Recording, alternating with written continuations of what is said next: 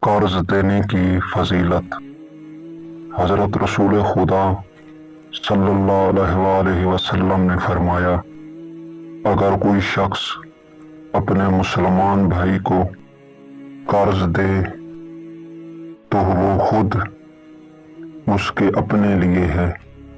ہر وہ درہم جو وہ قرض میں دیتا ہے اس کے عوض کوہ احد اور طور سینا کے برابر نیکیاں اس کے نامہ اعمال میں لکھی جائیں گی۔